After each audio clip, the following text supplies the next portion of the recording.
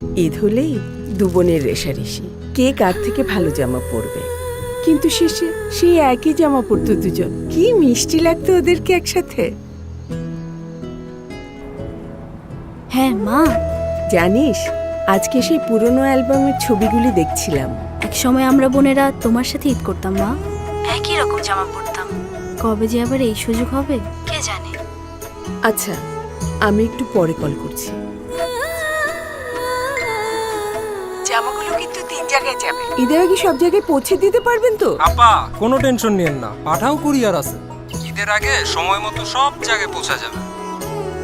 পেরিয়ে যাই শহর বন্দর, আগলে নিয়ে মায়ের আদর, পৌঁছাতে উৎসব সবার দ্বারে। দেশ জুড়ে পাঠাও কুরিয়ারে। মা কি পছন্দ হয়েছে তো? অনেক সুন্দর মা। শাইলা, আমি না করছিলাম, খালা জোর কইরা পড়াইছে। সুন্দর লাগছে তো। সবাই একসাথে ঈদ না করতে পারি, কিন্তু একই রকম জামা পরে তো ঈদ করতে পারবো। রাখি মা।